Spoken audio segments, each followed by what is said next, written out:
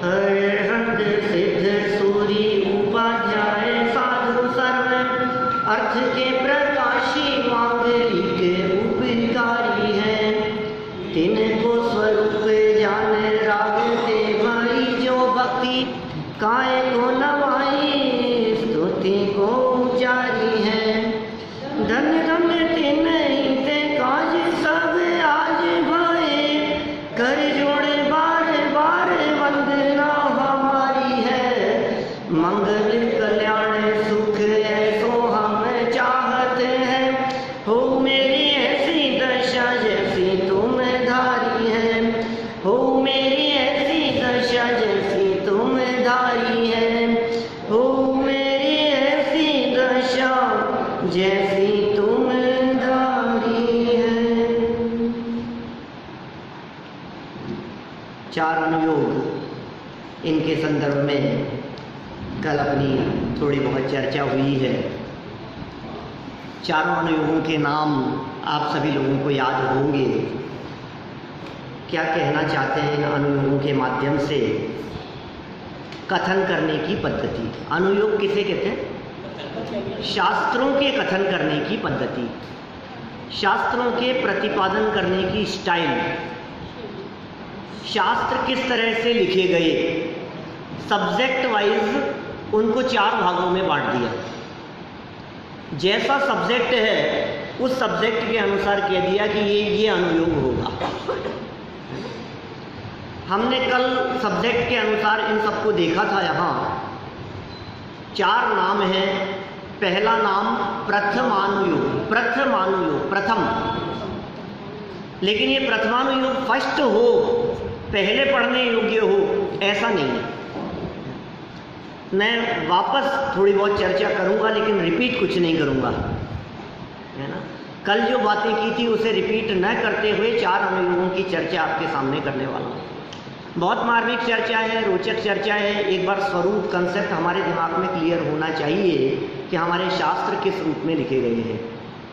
पहला हो गया प्रथमानुयोग, ठीक है। दूसरे का नाम यहाँ बतलाया था करणानुयोग। पहला, दूसरा करणानुयोग, तीसरा चरणानुयोग, ठीक है, और चौथा द्रव्यानुयोग।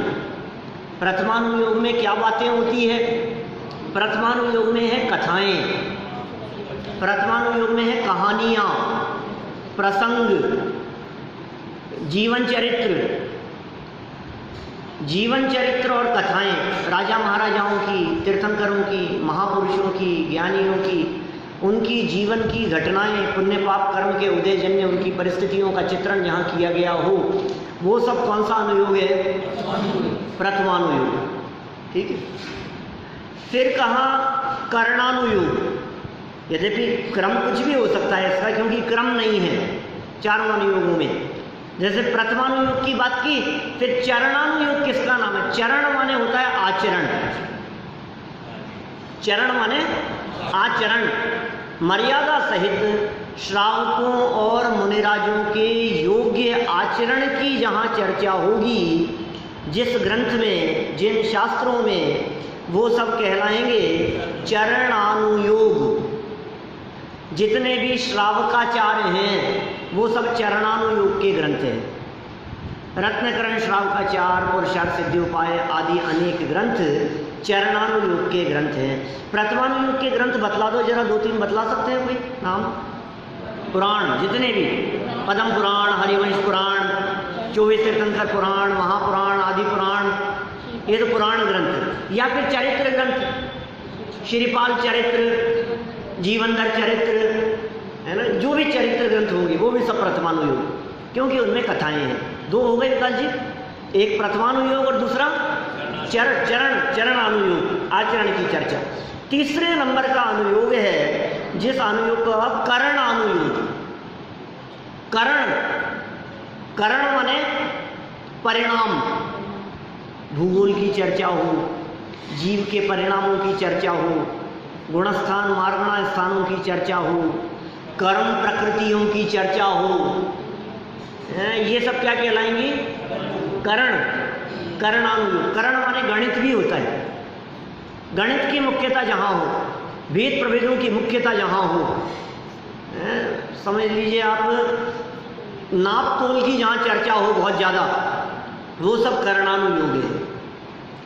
और चौथा है द्रव्यानुयोग। द्रव्यानुयोग में चर्चा किसकी होगी? 7 तत्व, 6 द्रव्य, 5 अस्तिकाय, आत्मा, परमात्मा, जीव अजीव, स्वप्रभेद विज्ञान, ये जीव परमात्मा कैसे बन सकता है, ये सब बातें होगी द्रव्यानुयोग में। ठीक है। अच्छा, करणानुयोग के शास्त्र कौन कौन से हैं? गोमटसार आदि, गोमटसार, जीवकांड, कर्मकांड, अब्धिसार, क्षपणासार, त्रिलोकसार, धवला, जयधवल, महाधवल, षटकंडागम, करणानुयोग। ठीक है ना, क्योंकि बहुत जटिल है वो विषय। और द्रव्यानुयोग में चर्चाएं समयसार, नियमसार, अध्यात्म के जितने भी ग्रंथ हैं, द्रव्य संग्रह है, हाँ वो भी कह सकते हैं, शैणाला आदि समझ लीजिए आप। चरणानुयोग का, अष्टपाहुर चरणानुयोग का ग्रंथ है। योगसार, परमात्मा प्रकाश, ये सब द्रव्यानुयोग के ग्रंथ है।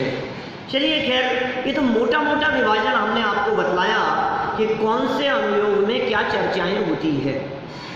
इनमें स्थूलता और सूक्ष्मता भी है इन चारों ही अनुयोगों में। प्रथमानुयोग जो कथन करता है, वो प्रथमानुयोग कथन पद्धति के बारे में ऐसा कहा गया, कोयले तोलने जैसी तराजू, लकड़ियां तोलने जैसी तराजू, 100, 200, 400 किलो तोल रहे हैं उसमें रख करके, और 2-4 किलो ऊपर नीचे भी हो तो कोई फर्क नहीं पड़ता। ये प्रथमानुयोग है ना। माने प्रथमानुयोग की स्टाइल ऐसी है तो इतना उतार चढ़ाव भी हो जाए तो भी कोई फर्क नहीं पड़ता, चलती है बात। जैसे अपन ने रक्षाबंधन की कहानी में बात देखी थी, विष्णु कुमार आदि मुनिराजों के संबंध में अलग अलग अनुयोग अलग अलग प्रकार का कथन करते हैं। तो प्रथमानुयोग की शैली ऐसी है, इतनी दूर की बात करता है, थोड़ी बहुत लगावटी बात भी कर देगा, मिलावटी बात भी कर देगा, कहानियां हैं, प्रसंग है, कुछ थोड़ा बहुत चलता है, नमक मिर्च डाल करके भी बात। ये सब बातें हो गई प्रथमानुयोग की। प्रथमानुयोग के लिए कौन सी तराजू का एग्जाम्पल दिया? लकड़ी और कोयले तोलने जैसी तराजू का। ठीक है। दूसरा चरणानुयोग। क्या? चरणानुयोग के लिए एग्जाम्पल दिया है शास्त्रों में, आगम में, अनाज, धान्य, दाल, चावल आदि तोलने जैसी तराजू का। 2-4 किलो ऊपर नीचे नहीं हो सकता भाई साहब, लेकिन 10-20 ग्राम ऊपर नीचे तो चलता है। क्या ऐसा होता है कि नहीं? आप यदि समझ लीजिए कहीं किसी दुकान से चावल खरीदने गए, तो वो जो चावल आपने खरीदे हैं 1 किलो लिए, तो 1 किलो मतलब 1000 ग्राम, लेकिन 1000 10-15 ग्राम होगा वो। दाल लेने के लिए मतलब इतना फर्क वहाँ चलता है, 10-20 ग्राम ऊपर नीचे हो तो उसमें कोई उसमें ऐतराज नहीं होता किसी को भी। आप कदाचित कह दो कि यार बराबर नहीं है, तो ले आ रहे हैं, तो उसमें कोई कीमत नहीं रखता है। सब्जियां तोलने जैसा चरण मतलब होता है आचरण, खान पीन की चर्चा जहाँ होती है ना, वो चरणानुयोग है। तो हमने बात किसकी कर ली? खाने पीने की चीज़ों की, धान्य की। फल सब्जियों में भी ऐसा ही समझ लो, तराजू का कांटा बिल्कुल बराबर नहीं होगा। अच्छा, इसके आगे इससे बारीक बात, इससे बारीकी में जाकर के जो बात करता है वो अनुयोग है द्रव्यानुयोग। क्या? वो इससे बारीक बात करता है। द्रव्यानुयोग के लिए जो तराजू कही है, क्या वो तराजू कही है सोना चांदी आदि तोलने जैसी। क्या वो बहुत बारीक है, इधर उधर नहीं होगा। द्रव्यानुयोग की बात भी माने 1-8 ग्राम इधर उधर हो जाए, क्या बात कर रहे हो आप? 1 ग्राम गोल्ड में 1 ग्राम इधर उधर हो चलता ही नहीं है। लेकिन जो करणानुयोग की चर्चा है, वो करणानुयोग की चर्चा और अधिक सूक्ष्म है, जिसके लिए रत्न तोलने वाली तराजू की बात कही है। वहाँ ग्राम में नहीं चलता, वहाँ तो सेंट में चलती है बात। क्या माने 1 ग्राम के भी कितने टुकड़े कर दिए हैं? 1 ग्राम के 5 कैरेट, और कैरेट के भी 100 मतलब 500 टुकड़े हो गए। 1 ग्राम के 500वें हिस्से तक की चर्चा करता है करणामनु, इतना बारीकी से चलेगा वो लोग। तो ये उत्तर इनकी जो विषय वस्तु है उसके आधार पर इस तरह का चित्रण किया है। एक बहुत प्रसिद्ध एग्जाम्पल इन चारों अनुयोगों को समझाने के लिए दिया जाता रहा है और बहुत बार दिया है हमने भी यहाँ। माने इन चारों अनुयोगों को किस तरह से समझें, आपकी पुस्तक में नहीं है कोई भी चर्चा। आज जो चर्चा कर रहा हूँ वो बिना पुस्तक के कर रहा हूँ। कुछ पंक्तियाँ इसमें अपन ने छोड़ दी थी, उनको भी पढ़ लेंगे। बात ऐसी है कि एक बालक अपने घर में अपने भाई से झगड़ता था, अपनी बहन से झगड़ता था, और वैसे तो बहुत अच्छा था, आज्ञाकारी भी था वो बालक, लेकिन 2-3 साल का बालक आदत कुछ गलत पड़ गई तो गाली बोलता था, गाली देता था। 2-3 साल के बच्चों में किसी से सुन ली और वो बात बात में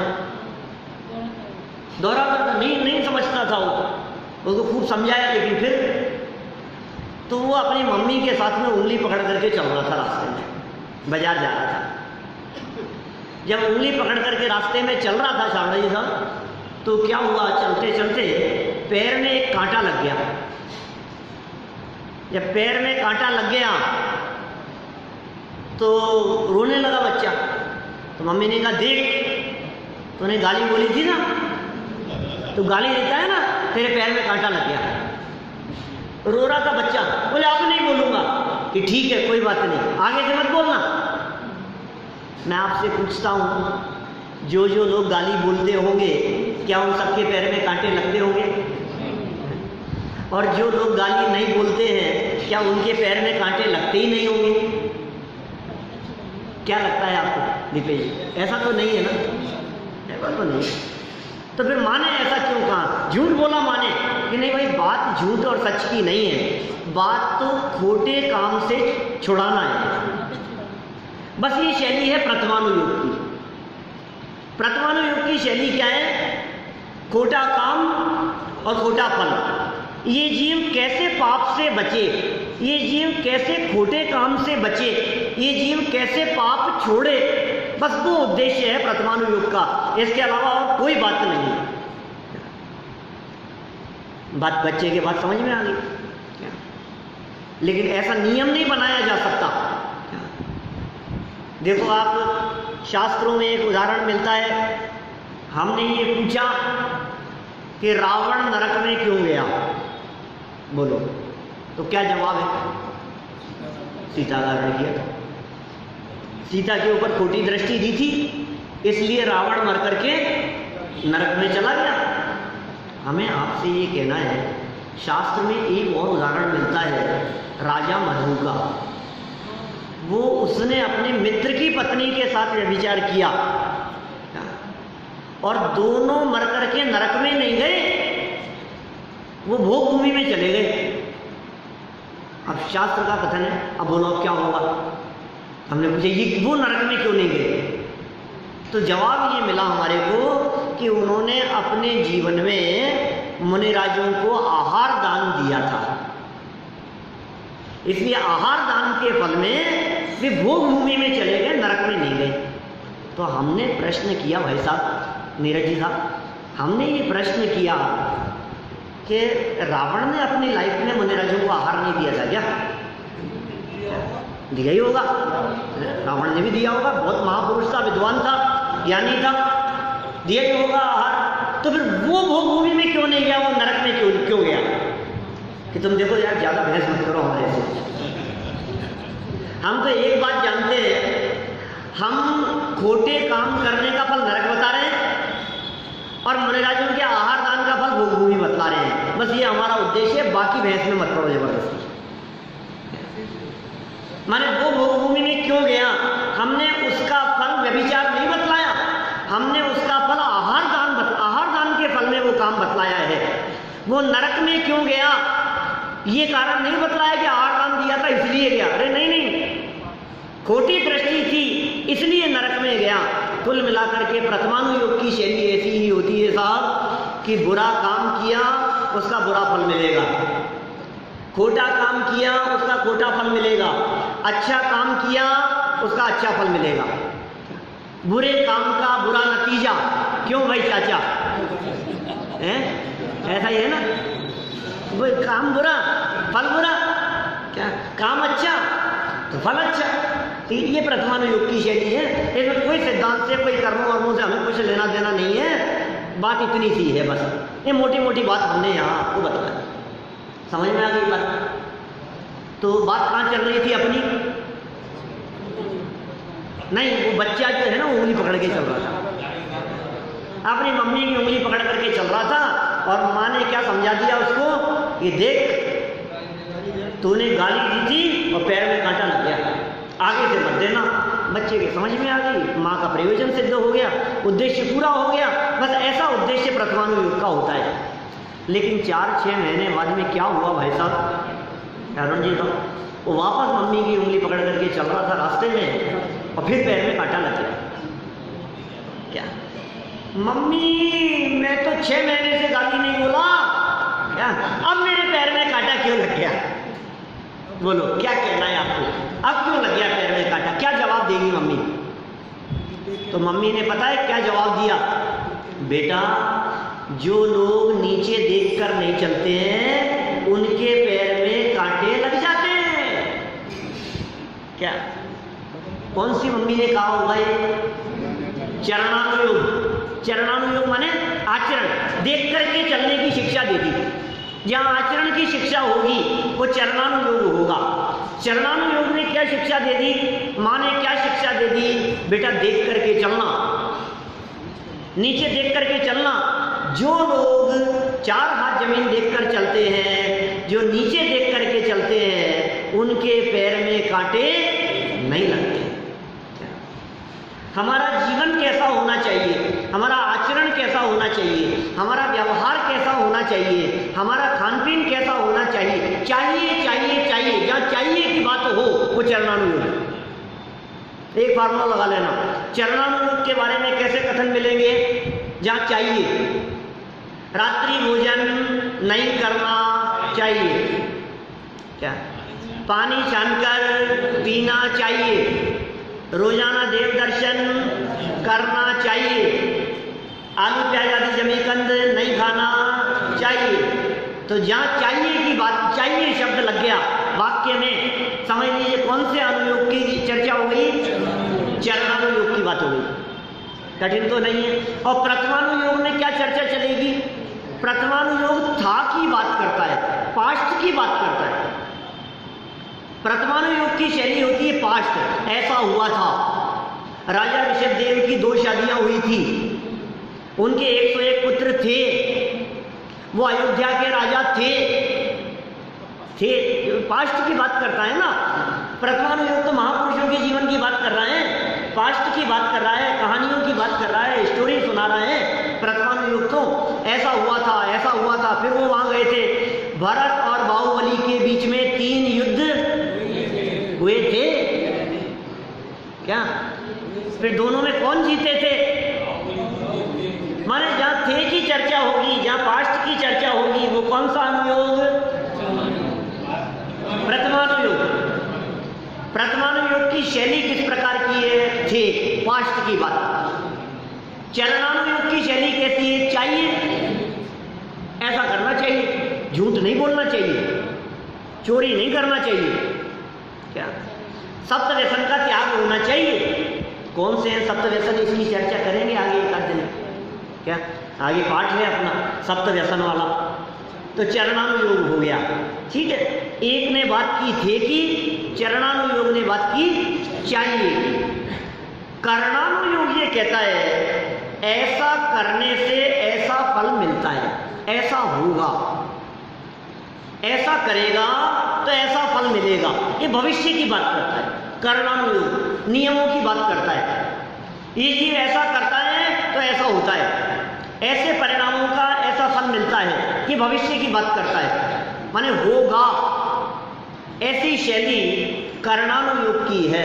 और द्रव्यानुयोग की शैली है ऐसा है, द्रव्य 7 होंगे, तत्व 7 होंगे, थे, तत्व सात होने चाहिए, तत्व सात हैं, समझ में आ रही है बात? द्रव्य 6 तो द्रव्य 6 थे, द्रव्य 6 ही होने चाहिए और द्रव्य 6 होंगे, है क्या? जो है की चर्चा करता है वो कौन सा अनुयोग है? द्रव्यानुयोग। ये चारों अनुयोगों की, ये तो वाक्य रचना के आधार पर हमने उसे पकड़ने की शैली की बात कही। तो प्रथमानुयोग की क्या शैली थी? बुरे काम का बुरा नतीजा, बस अच्छा काम किया अच्छा फल बतलाना। ये उदाहरण, ये कहानियां, राजा महाराजाओं की कहानियों के माध्यम से ये छोटी छोटी सी बातें बच्चों के दिलो दिमाग में डाल दी। प्रथमानुयोग अच्छी बात है, ऐसी शैली है प्रथमानुयोग की, बहुत अच्छी है, आकर्षक भी लगती है। कल इसके लिए एग्जाम्पल दिया था, पतासे में कड़वी दवाई को पतासे में डालकर दे दिया जाता है, आकर्षक लगती है, बच्चे ले लेते हैं। प्रयोजन क्या है? प्रयोजन वीतरागता का है, ध्यान रखना। तबीयत ठीक करने का प्रयोजन है, दूसरा कोई प्रयोजन नहीं है। चारों ही अनुयोगों का प्रयोजन वीतरागता की सिद्धि होता है। अनुयोग चारों का उद्देश्य क्या है? वीतरागता, वैराग्य, जीवन सफल, इस जीव का कल्याण कैसे हो, ये जीव परमात्मा कैसे बन जाए, एकमात्र उद्देश्य है। हाँ, किसी से डायरेक्ट इस उद्देश्य की पूर्ति होती है, किसी से डायरेक्ट नहीं होती है, थोड़ा थोड़ा सा आगे स्टेप बाय स्टेप चलेंगे, लेकिन कथन पद्धति में अंत में वहीं ले जाएंगे। जैसे देखो, मैं आपसे बात करूं कि एक व्यक्ति डायमंड का शोरूम खोल के बैठा है, उद्देश्य क्या है उसका? पैसा कमाना। नक्की बात है, पैसा कमाना उद्देश्य है उसका, पक्का, कोई डाउट तो नहीं है किसी को? अच्छा, कोई व्यक्ति कपड़े का शोरूम खोल करके बैठा है, उसका उद्देश्य क्या है? पैसा कमाना। और एक व्यक्ति मूंगफली का ठेला लगा करके खड़ा है, उसका उद्देश्य क्या है? क्या बात कर रहे हो साहब? डायमंड के शोरूम वाले की तुलना आप मूंगफली वाले के ठेले से कर रहे हो? दोनों का उद्देश्य पैसा कमाना। हाँ भाई साहब, ये कम पैसा कमाएगा और ज़्यादा पैसा कमाएगा, उद्देश्य पैसा कमाना है। क्या कोई भी हो, उससे क्या फर्क पड़ता है? ठेला चाहे मूंगफली का हो, चाहे शोरूम चाहे डायमंड का हो, बड़े से बड़े रत्न व्यवसायी क्यों नहीं हो, उद्देश्य क्या है? पैसा कमाना। ऐसे ही हम कह रहे हैं, शैली कोई भी हो, प्रथमानुयोग हो चाहे करणानुयोग हो, चरणानुयोग हो या द्रव्यानुयोग हो, सब अनुयोग माने शास्त्र जो लिखे गए हैं, इन शास्त्रों के लिखने का उद्देश्य एकमात्र क्या है? वीतरागता। प्रथमानुयोग की कहानी सुनाई, ऐसे राजा थे, इतना लंबा चौड़ा राजपाट था। अरे पुराण पढ़ करके देखो, उनके राज दरबार की कैसी कैसी चीजें, एक एक चीज आइटम का वर्णन करेंगे क्या? माने सौंदर्य का वर्णन करने लगेंगे तो ऐसे सौंदर्य का वर्णन करना शुरू करेंगे, राजमहल, राज दरबार और नगर की चर्चा चालू करेंगे, ऐसे कहेंगे जैसे स्वर्ग जैसा सुंदर, ऐसे ऐसे नगर की बात करेंगे। लेकिन भाई साहब सुनो, ये सारा वर्णन प्रथमानुयोग में किया जाने के बावजूद भी, क्या अरुण जी साहब, ये सारा वर्णन करने के बावजूद भी अंत में क्या कहते हैं? ऐसा राजपाट सब छोड़ करके मुनि दीक्षा ली। प्रथमानुयोग की कोई भी कहानी राज वैभव और भोग विलासिता के ऊपर खत्म नहीं होती है। प्रथमानुयोग की कहानियों के माध्यम से भी अंत में दीक्षा तक ले जाएंगे, संयम तक ले जाएंगे और मोक्ष तक ले जाएंगे।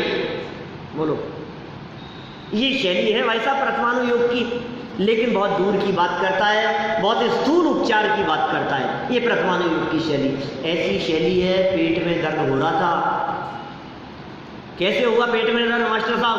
आज थोड़ा सा बादल थोड़े ज़्यादा है, थोड़ा बादलों का जोर है, ये थोड़ा पेट गड़बड़ा रहा है। ये प्रथमानुयोग की शैली है। कहाँ बादल, इतने दूर की बात, और कहाँ तुम्हारा पेट, और तुम कह रहे हो बादलों के जोर से थोड़ा पेट गड़बड़ हो, थोड़ा मौसम की वजह से भी गड़बड़ हो रही है। तुरंत दूसरे व्यक्ति ने जवाब दिया सामने से, यार बादलों के जोर से पेट में दर्द हो रहा है, बादल तो पूरे जौहरी बाजार पे मंडरा रहे हैं, क्या तेरे पेट में दर्द हुआ, क्या बात कर रहा है? तो उसने तुरंत दूसरा जवाब दिया। दूसरा जवाब क्या दिया उसने? अरे नहीं नहीं, आज क्या हुआ एक्चुअली बादलों की तो बात निकल गई, आज एक्चुअल में उड़द की दाल बनी थी घर में, थोड़ी सी ज़्यादा खाने में आ गई, वो उड़द की दाल खाई ना इसलिए पेट में दर्द हो गया। प्रथमानुयोग इतने दूर की बात कर रहा है, चरणानुयोग उस बात को घुमा फिरा करके कहाँ ले आया, आचरण पर ले आया, खान पान की चर्चाओं पर ले आया। चरणानुयोग ने क्या बात की कि उड़द की दाल खाई थी इसलिए पेट में दर्द हो रहा है, लेकिन इस बात को भी काट दिया गया। अरे भैया सामने से जवाब आया, उड़द की दाल तूने अकेले ने थोड़ी ना खाई थी, घर के 7 लोगों ने खाई थी, दर्द तेरे ही क्यों हुआ, बोलो। तो कौन जवाब देगा? प्रथमानुयोग की बात को काट के चरणानुयोग ने जवाब दे दिया। चरणानुयोग ने उड़द की दाल की बात कही तो तर्क खड़ा हो गया, सबके क्यों नहीं पेट में दर्द हुआ, तुम्हारे ही क्यों हुआ? तो जवाब कौन देगा? जवाब देने वाला करणानुयोग, उसने जवाब दिया, भैया सुन, जिसके पाप कर्म का उदय आता है उसी के पेट में दर्द होता है। उड़द की दाल खाने से क्या होगा? 5-7 लोगों ने, घर के सभी मेंबर्स ने खाई, लेकिन तेरे दर्द क्यों हुआ? क्योंकि तेरे पाप कर्म का उदय है। करणानुयोग बात करता है, समझ में आ गई बात। लेकिन सुनो, करणानुयोग ने भी ये बात कही तो इस बात को भी काटने के लिए सामने से प्रश्न आ गया कि भैया पाप कर्म का उदय तो ज्ञानियों के जीवन में भी आता है, लेकिन वो दर्द का अनुभव नहीं करते। क्या कारण है? तो पेट में दर्द कर्म के उदय से नहीं होता भाई साहब, पेट में दर्द पेट को अपना मानने से होता है। क्या ये दर्द की अनुभूति शरीर को अपना मानने से होती है? कौन जवाब दे सकता है, कौन कह सकता है ऐसी बात? द्रव्यानुयोग। द्रव्यानुयोग कहता है जीव जुदा पुद्गल जुदा, यही तत्व को सार, बाकी जो कुछ और है यही को विस्तार। शरीर अलग है, आत्मा अलग है, तो देह के प्रति अपनेपन की बुद्धि करता है। अरे हमारे वहां मुनिराजों को देखो, उनका जीवन देखो, कैसी कैसी परिस्थितियां मुनिराजों के जीवन में नहीं पड़ती हैं। पाप कर्म का उदय आ रहा है लेकिन दुखी नहीं है। क्यों नहीं है दुखी? क्योंकि देह के प्रति अपनापन नहीं। शैली अलग अलग है, चारों अनुयोगों के कथन करने की स्टाइल अपनी अपनी है, अपनी अपनी स्टाइल में बात करते हैं। तो बात तो बच्चे की चल रही थी, उंगली पकड़ के चलता है। अब क्या किया उस बच्चे ने? पहले गाली देना छोड़ दिया, अब कांटा लग गया तो फिर क्या हुआ था? माँ ने उपदेश दे दिया, बेटा जो देख करके नहीं चलते उनके पैर में कांटे लग जाया करते हैं। तो ठीक है मम्मी, अब देख करके चलूंगा, अब तो पैर में कांटा नहीं लगेगा ना। क्या कहना है आपका? लगेगा? लगाना ही पड़ेगा भाई साहब, आगे के अनुयोगों की चर्चा करनी है। कांटा तो लगेगा। 4-6 महीने में फिर पैर में कांटा लग गया कि मम्मी अब तो मैं देख करके भी चलता था, अब पैर में कांटा क्यों लग गया? गाली भी नहीं बोली और देख करके भी चलने लगा, अब पैर में कांटा क्यों लग गया? तो क्या जवाब है माँ के पास में कि बेटा जब पाप कर्म का उदय आता है तो अच्छे अच्छों के कांटे लग जाते हैं। क्या करें? जब ऐसे पाप कर्म का उदय आएगा तो कांटे लग जाएंगे। क्या महापुरुषों के जीवन में भी ऐसा होता है, 4 हाथ जमीन देख करके चलने वालों के जीवन में भी ऐसा होता है। पाप कर्म का उदय आता है तो फल भोगना ही पड़ता है, और अपने ही द्वारा पहले किए गए किसी कर्म का फल हमें भोगना पड़ता है। ये कौन सी अम्मा ने जवाब दिया होगा ऐसा? करणानुयोग ने जवाब दिया। ठीक है, पाप कर्म के उदय से होता है ना ऐसा। अब पाप भी नहीं करेंगे तो उसका फल भी नहीं मिलेगा कि बेटा ये तो पाप कर्म का उदय तो बहुत पुराना भी आ सकता है, इस जन्म का ही नहीं पिछले जन्म का भी आ सकता है। मैं एक बात कहता हूँ आपको, यदि ये प्रथमानुयोग ना हो, यदि ये करणानुयोग ना हो, क्या तो इस जीव की श्रद्धा फेल हो जाए भाई साहब, ये जीव धर्म मार्ग से विचलित हो जाए। ये बहुत बड़ा योगदान है इनका। एक व्यक्ति जो लाइफ में बहुत पाप कर रहा है, और बहुत मौज मस्ती से जीवन भर टाइम बिताता हुआ दिखता है। एक व्यक्ति जो बहुत धर्मात्मा दिख रहा है, उसके जीवन में खूब पाप कर्म का उदय आता हुआ दिखाई दे रहा है। अब क्या करोगे? देखो धर्म करने वालों के, ऐसा कहते हुए मिल जाएंगे लोग, जिसने कीने धर्म उसके।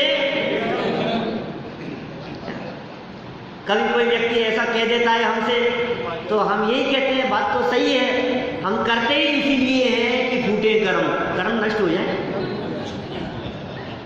और काहे के लिए धर्म करते हैं बताओ? उद्देश्य तो यही है ना हमारा। धर्म करने का उद्देश्य क्या है? समस्त कर्मों से मुक्ति, यही एकमात्र उद्देश्य है हमारा। यदि ये कर्म सिद्धांत नहीं होगा तो ये जीव पाप से कैसे छूटेगा? पापी जीव मौज मस्ती करते हुए दिखाई दे रहे हैं, धर्मात्माओं के ऊपर अशुभ कर्म का उदय या प्रतिकूलताएं आती हुई, संकट आते हुए दिखाई दे रहे हैं। क्या जवाब है आपके पास में? हमारे पास में जवाब है कर्म सिद्धांत। कर्म सिद्धांत नहीं हो तो जवाब कैसे दोगे आप? भाई साहब, पिछले कर्मों का फल है, ये कर्मानुयोग की बात है। समझ में आ गई बात? बच्चे के भी समझ में आ गई कि ठीक है, कर्म का उदय और कर्म के फल की बात है। लेकिन एक बात और कही माने, क्या बात कही कि सुन बेटा, ये कर्म का उदय भले ही आ जावे और पाप कर्म के उदय में अच्छे अच्छों के पैर में कांटे लग जावे, लेकिन ध्यान रखना, ये पाप कर्म का उदय किसी जीव को दुखी करने में समर्थ नहीं है। ये पाप कर्म के फल में ये जीव दुखी नहीं होता, परेशान नहीं होता। इसके दुख का असली कारण है शरीर के प्रति अपनापन, देह के प्रति अपनेपन की बुद्धि। बेटा, तेरे कांटा थोड़ी ने लगाए, कांटा तो शरीर के लगाए। क्या मेरा राजा बेटा, तू तो शरीर से भिन्न है, हम तो आत्मा है, हम तो जाननहार है, हम तो जीव तत्व है। क्या ऐसा विचार करते हैं? एक एक द्रव्य की स्वतंत्रता की चर्चा करे, जीव द्रव्य को शरीर आदि से भिन्न बतलाए, ऐसी चर्चा करने वाला कौन सा अनुयोग होगा? वो है द्रव्यानुयोग। समझ में आ रही है आपको बात? वस्तु स्वतंत्रता की चर्चा करने वाला ये द्रव्यानुयोग है। कर्मों की चर्चा करने वाला कर्णानुयोग है। आचरण की चर्चा करने वाला चरणानुयोग है। और कथा और कहानियों की चर्चा करने वाला प्रथमानुयोग है। लेकिन सुनो, कभी कभी ऐसा भी होगा, शास्त्रों में इस प्रकार की बातें भी मिलेंगी आपको कि एक अनुयोग का ग्रंथ होगा, वहां चारों अनुयोगों की बातें आ जाएंगी। बात बदलते ही अनुयोग बदल जाता है। एक ही कथा को बतलाने की स्टाइल अलग अलग होगी, अलग अलग जगह पर देखेंगे तो। मैं हमेशा सीता के अग्नि परीक्षा का प्रसंग सुनाया करता हूँ। एक दुर्लभ चित्र अपने यहाँ स्टोडरमल जी के मंदिर में यहाँ लगा हुआ है, सीता की अग्नि परीक्षा का दृश्य।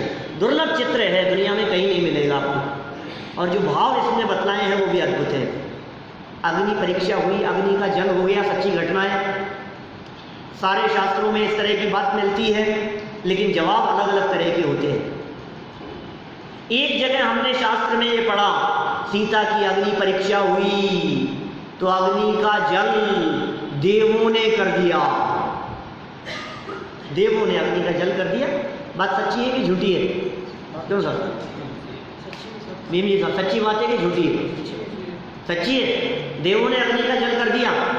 लेकिन आपको जान के आश्चर्य होगा, दूसरी जगह पर हमने शास्त्र में ये पढ़ा, उसी सीता अग्नि परीक्षा के प्रसंग में, कि देखो सीता के शील का प्रभाव, अग्नि भी जल हो गई। अब दूसरा कथन पढ़ा हमने शास्त्र में, उसमें नहीं, दूसरे शास्त्र में।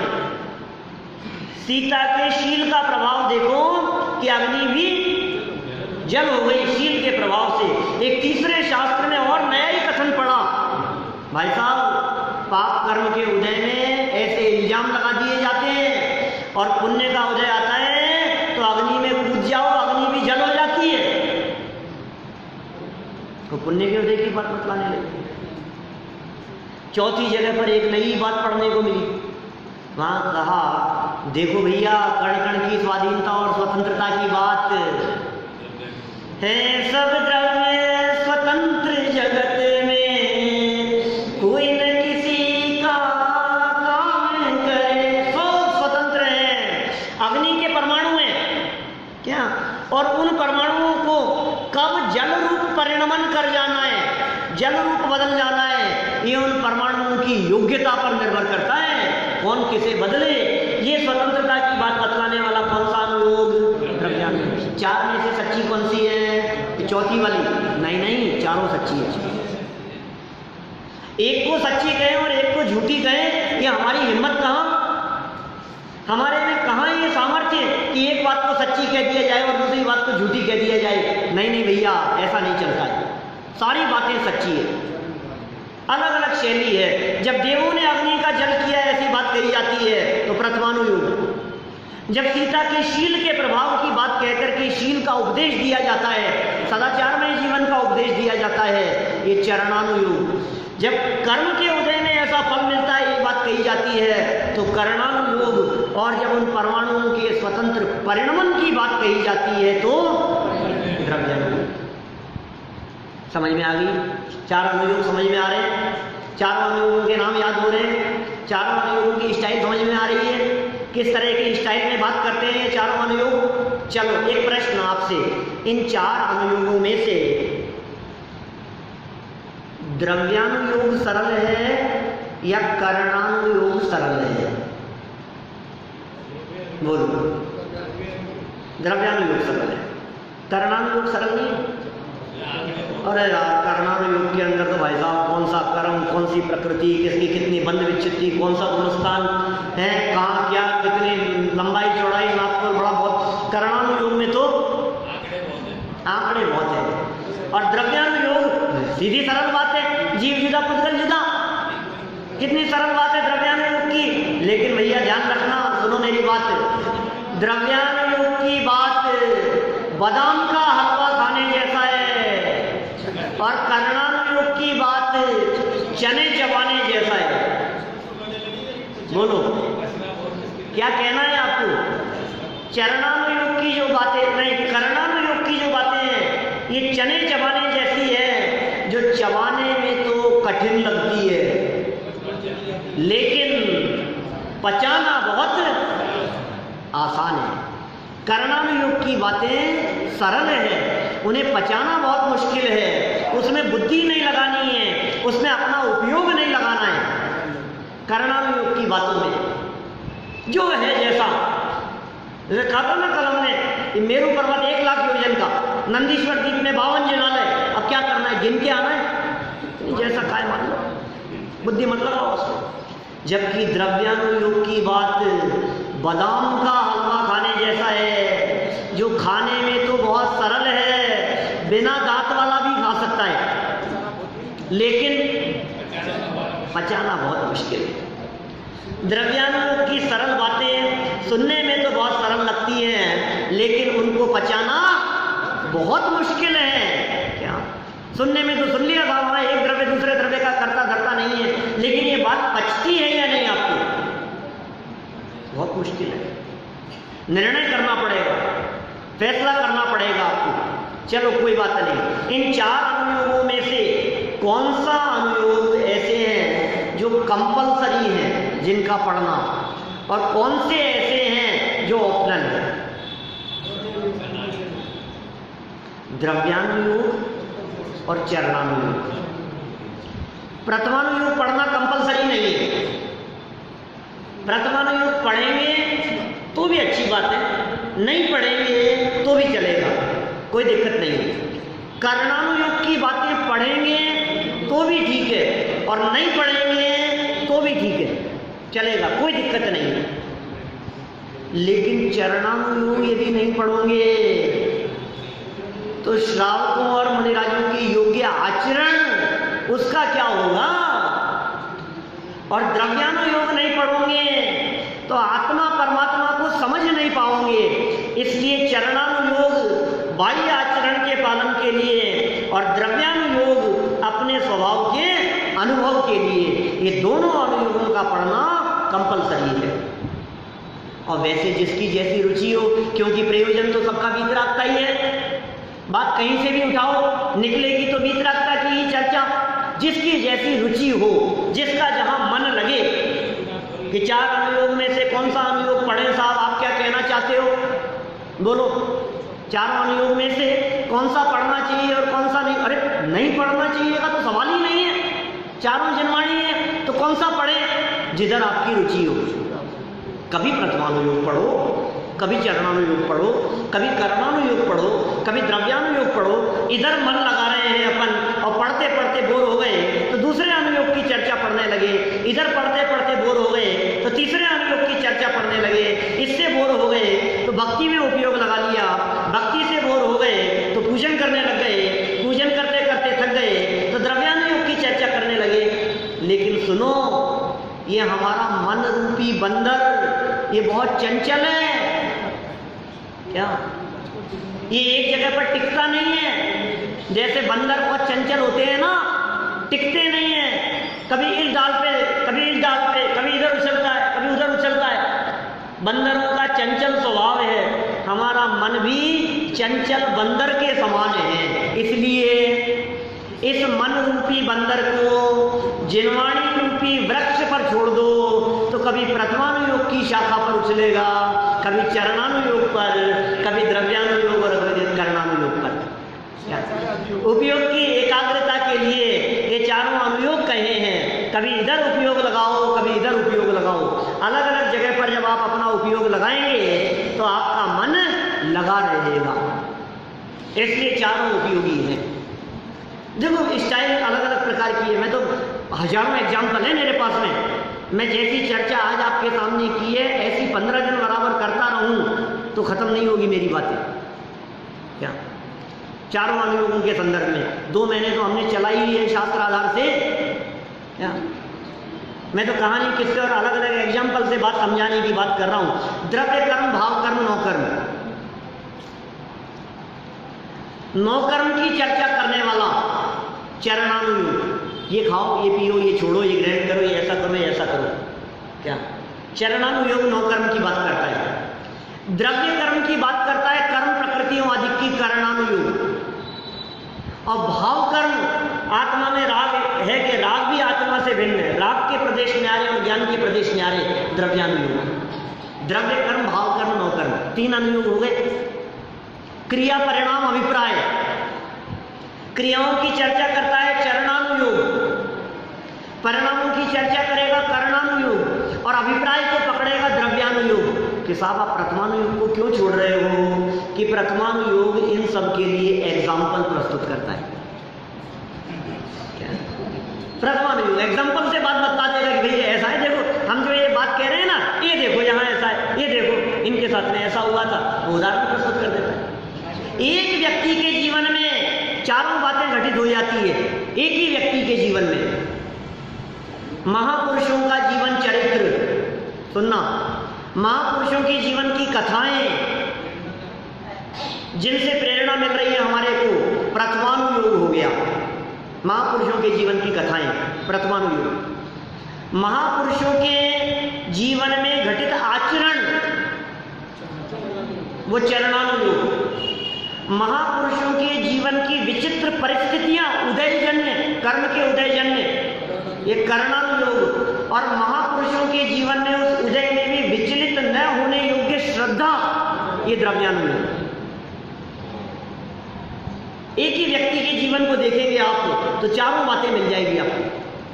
सम्यक दर्शन की परिभाषा किसी भी एंगल से उठा करके देख लो, 1 2 नहीं हजारों प्रसंग, कोई भी चर्चा कर लो आप, कौन से अनुयोग से बात बोलो, सम्यक दर्शन की परिभाषा बतलाओ जरा।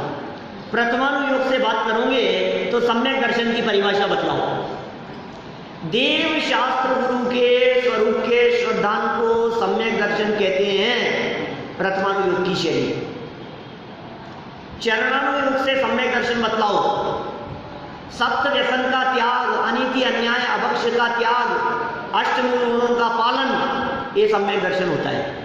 ये चरणानुयोग वाला सम्यक दर्शन। कर्णानुयोग से सम्यक दर्शन बतलाओ। नहीं, कर्णानुयोग से दर्शन मोहनी कर्म के उपशम क्षय क्षयोपशम का नाम सम्यक दर्शन है, ये कर्णानुयोग। और द्रव्यानुयोग की बात बतलाओ तो स्वपर भेद विज्ञान आत्मश्रद्धानम सम्यक दर्शनम, ये सम्यक दर्शन का लक्षण। बोलो, अलग अलग अपेक्षाओं से अलग अलग बातें नहीं हुई। अभी प्रश्न ये उठाया यहां पर कि साहब ये जो द्रव्यानुयोग की जो चर्चाएं हैं, इन चर्चाओं को पढ़ने से जीव स्वच्छंद हो जाता है, इसलिए द्रव्यानुयोग की चर्चाएं नहीं करनी चाहिए, इससे स्वच्छंद हो जाता है व्यक्ति। तो यहाँ उसका जवाब दिया, देखो पेज नंबर 18 पर नीचे, 5-7 मिनट ज़्यादा लूँगा भैया, 5 मिनट है ना। यदि गधा मिश्री खाने से मर जाए तो सज्जन तो मिश्री खाना छोड़े नहीं, क्या तो कोई व्यक्ति मर गया है, कोई उससे भ्रष्ट हो गया है द्रव्यानुयोग पढ़ करके, तो समझदार आदमियों को द्रव्यानुयोग पढ़ना छोड़ देना चाहिए क्या? उसी प्रकार यदि अज्ञानी तत्व की बात सुनकर भ्रष्ट हो जाए तो ज्ञानी तो तत्वाभ्यास छोड़े नहीं, तथा वह तो पहले भी मिथ्या दृष्टि था, अब भी मिथ्या दृष्टि रहा अज्ञानी। इतना ही नुकसान होगा कि सुगति न होकर के गोती हो जाएगी, रहेगा तो संसार में। परंतु अध्यात्म उपदेश न होने पर भी बहुत जीवों के मोक्ष मार्ग का अभाव होगा, अभाव होता है। आप कहो साहब द्रव्यानुयोग का उपदेश ही मत दो, अध्यात्म की चर्चाएं ही मत करो, तो फिर जीवों को मोक्ष मार्ग में कैसे लगाएंगे हम? मोक्ष मार्ग का उपदेश कैसे दिया जाएगा? और मोक्ष मार्ग का उपदेश नहीं होगा तो जीवों का बहुत बुरा होगा, और इसमें बहुत जीवों का बुरा होता है। अतः अध्यात्म के उपदेश का निषेध नहीं करना। फिर शिष्य ने प्रश्न किया, जिनसे खतरे की आशंका हो वे शास्त्र पढ़ना ही क्यों? उन्हें न पढ़े तो ऐसी क्या हानि है? प्रश्न तो है, जिज्ञासा तो है। तो कहते हैं भाई मोक्ष मार्ग का मूल उपदेश तो अध्यात्म शास्त्रों में ही है, उनके निषेध से मोक्ष मार्ग का निषेध हो जाएगा। उपाय तो सावधानी रखना ही है, क्या छोड़ देना उपाय नहीं है। आप सावधानी रखो, और उपदेश तो हमेशा ऊंचा चढ़ने के लिए दिया जाता है। जब हमने पुण्य को हे बतलाया तो कोई व्यक्ति पुण्य छोड़कर पाप में लगने की बात करे तो ऐसे अज्ञानियों के लिए उपदेश नहीं है। पुरुषार्थ सिद्धि उपाय में अमृतचंद्र स्वामी ने कहा, यस तस्य देशना नास्ति, व्यवहार में केवलम वैति यस तस्य देशना नास्ति। जो व्यवहार में अटक करके रह जाएं उनके लिए तो देशना ही नहीं है, जो व्यवहार से भी भ्रष्ट हो जाएं उनके लिए तो उपदेश ही नहीं है। अच्छा, बात तो समझ में आ गई, पर पहले तो उन्हें ना पढ़े, पहले तो नहीं पढ़े द्रव्यानुयोग, पहले तो कम से कम प्रथमानुयोग आदि पढ़े। तो कह रहे नहीं, जैन धर्म के अनुसार तो यह परिपाटी है कि पहले द्रव्यानुयोगानुसार सम्यक दृष्टि हो, फिर चरणानुयोगानुसार व्रतादि धारण कर व्रती हो। अतः मुख्य रूप से तो निचली दशा में ही द्रव्यानुयोग कार्यकारी है। आपको खबर ही नहीं है, आप क्या आचरण पालोगे? आपको जीव अजीव की खबर नहीं है, आप कैसे पालोगे बताओ मेरे को? आत्मा की चर्चा आपको सुहाती नहीं है, आपका आचरण बोझ बन करके रह जाएगा। इसलिए आचरण की चर्चा भी उन्हीं के जीवन में निभती है जिनके अंतरंग में श्रद्धा दृढ़ होता है। फिर अंतिम प्रश्न, अंतिम जिज्ञासा कि पहले तो प्रथमानुयोग का अभ्यास करना चाहिए। प्रथम शब्द है ना उसमें, प्रथमानुयोग पहले पढ़ना चाहिए, पहले इसका अभ्यास करना चाहिए। फिर उसका ऐसा नियम नहीं है, अपने परिणामों की अवस्था देखकर जिसके अभ्यास से अपनी धर्म की रुचि और प्रवृत्ति बढ़े उसी का अभ्यास करना, अथवा कभी इसका कभी उसका, इस प्रकार फेर बदल कर अभ्यास करना चाहिए। कई शास्त्रों में तो 2-3 अनुयोगों की मिली पद्धति से भी कथन होता है। जैसे मान लीजिए तत्वार सूत्र उठा करके देखें तो कर्मानुयोग की चर्चाएं भी है, चरणानुयोग की चर्चाएं भी है, द्रव्यानुयोग की चर्चाएं भी है। इसलिए किसी ग्रंथ को पर्टिकुलर किसी अनुयोग का कहना ऐसा भी नहीं बनता है, सब में सब अनुयोगों की चर्चाएं मिल जाएगी। मुख्यता गौणता के आधार पर ये विभाजन किया गया है। हमारा उपयोग जहाँ लगे, जैसा लगे वैसे अनुयोग को पढ़ने में अपनी बुद्धि को लगाना चाहिए। हम सभी ये जिनवाणी जो है, जो कि वीतरागता की पोषक है, इस जिनवाणी के माध्यम से अपनी जीवन जीने की कला को सीखें। ये जिनवाणी माँ है जो सब प्रकार से हमारा उपकार ही करती है, चाहे वो प्रथमानुयोगी क्यों नहीं हो। अरे प्रथमानुयोग भी ऐसी बातें कर देते हैं क्या भाई साहब, कि ये जीव पहले वहाँ था फिर वहाँ था, 10-10 भवों की चर्चा करेंगे प्रथमानुयोग में भी, माने ये जीव नया उत्पन्न नहीं होता, कहीं ना कहीं से आता है, और जीव मरता नहीं है, मर करके कहीं जाता है। ऐसे जीव के अनादि अनंत पने की सिद्धि भी प्रथमानुयोग से होती है। किसी भी अनुयोग को हे न समझे, चारों ही अनुयोग उपादेय हैं, ग्रहण करने योग्य हैं, पढ़ने योग्य हैं, समझने योग्य हैं, वीतरागता के पोषण के लिए हैं, हमारे जीवन सुधार के लिए हैं। इन अनुयोगों के माध्यम से, इन शास्त्रों के माध्यम से हमें जीवन जीने की कला सीखने को मिलती है।